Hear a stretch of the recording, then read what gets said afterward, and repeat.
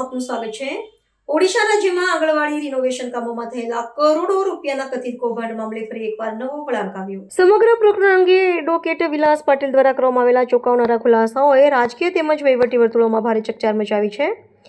Advocate વિલાસ પાટીલે media સમક્ષ દાવો કર્યો છે કે આંગણવાડી કેન્દ્રોના સુધારણા અને નવીનીકરણ માટે ફાળવવામાં આવેલા નાણાંમાં ગંભીર અનિયમિતતાઓ જોવા મળી છે। તેમના જણાવ્યા અનુસાર ટેન્ડર પ્રક્રિયા કામના હિસાબો અને ચૂકવાયેલા રકમોમાં ગેરરીતિઓના પુરાવા મળ્યા હોવાનું તેમણે જણાવ્યું છે। તેમણે વધુમાં જણાવ્યું કે સંબંધિત દસ્તાવેજોને માહિતી ટૂંક સમયમાં યોગ્ય તપાસ એજન્સીઓને સોંપવામાં આવશે અને સમગ્ર મામલે નિષ્પક્ષ તપાસની માંગ કરવામાં આવશે। આ મામલે જવાબદાર અધિકારીઓ સામે કડક કાર્યવાહી કરવાની અને સરકારી નાણાંનો દુરુપયોગ કરનારાઓને કાયદો મુજબ સજા કરવાની માંગ ઉઠી રહી છે।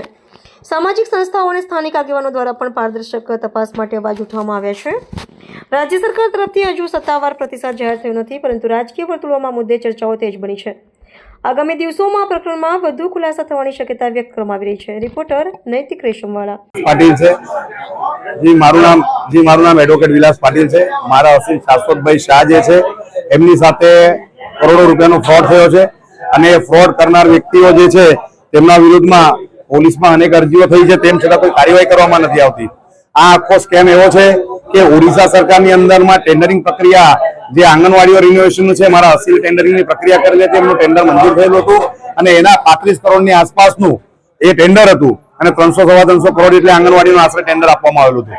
અને રિનોવેશનના ટેન્ડર દરમિયાનમાં જે અમારા અસીલની જે ફર્મ છે એ ફર્મના પૈસા બારોબાર એક બોગસ ફર્મ ઊભી કરવામાં આવે છે અને એ ફર્મમાં ટ્રાન્સફર થાય છે અને ઓડિશાના સરકારના અધિકારીઓ એમાં ઇન્વોલ્વ છે અને ગુજરાતના અનેક અધિકારીઓ અને આ ઉચ્ચ નેતાઓની લાગવગ લગાવીને આ જે સામાવાળાઓ છે તમામ એ અમારા અસીલને ગાંધીનગર સીઆઈડી ક્રાઇમની ઓફિસમાં દબાવીને ધમકાવીને ખોટા કેસમાં ફસાવીને એમને તમામ પ્રયાસો કર્યા અને મારા અસીલ જ્યારે ઓલરેડી ઓડિશા ખાતે બાય ફ્લાઇટ ગયા છે, બાય ફ્લાઇટ આવ્યા રેકોર્ડ બધા પુરાવા છે, એ સમય દરમિયાનમાં અહીંયા સુરતમાં એક બોગસ ડીડ બનાવવામાં આવે છે અને અમારા અસીલની ખોટી સહી નોટરી રૂબરૂમાં અને ખોટો અંગૂઠો કરવામાં આવેલો છે અને એ બાબતમાં જ્યારે આખી તપાસ કરીને અમારા અસીલને એરેસ્ટ કરીને તપાસ કરવામાં આવી અને ચાર્જશીટ કરવામાં આવી ત્યાર સુધી એફએસએલમાં ડોક્યુમેન્ટ મોકલેલા નહીં, પરંતુ અમે કોર્ટમાં અરજીઓ કરી અને આઈઓને અરજીઓ કરી તો ન છૂટકે છેલ્લે એમને એફએસએલમાં મોકલ્યું તો ગવર્મેન્ટ એફએસએલમાંથી પણ રિપોર્ટ આવી ગયો કે આ સહી મારા અસીલની નથી।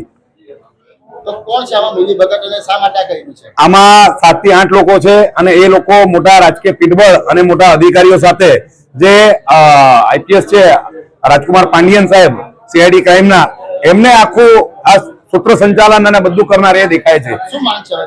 અમારી એ જ માંગ છે કે ગુજરાતના ગૃહમંત્રી જે જુબાન આપી રહ્યા છે અને એમની પાસે પણ ફરિયાદ આપેલી છે ગુજરાતના મુખ્યમંત્રી શ્રી અને આપણા દેશના વડાપ્રધાન શ્રી અને ગૃહમંત્રી શ્રી દેશના, એમના તરફથી એટલી જ રિક્વેસ્ટ અને અપેક્ષા રાખીએ છીએ કે આ આપણા ગુજરાતના એક પ્રામાણિક વ્યાપારી અને યુથ છે અને એમને પ્રામાણિક રીતે કામ કર્યું છે અને એમની ફર્મના પૈસા બોગસ પેઢીઓએ લઈ લીધા છે અને રાજકીય આકારોના નામ બતાવીને લીધા છે, જેથી એમના વિરુદ્ધમાં કાયદેસરની કાર્યવાહી કરીને એમની ધરપકડ થવી જોઈએ।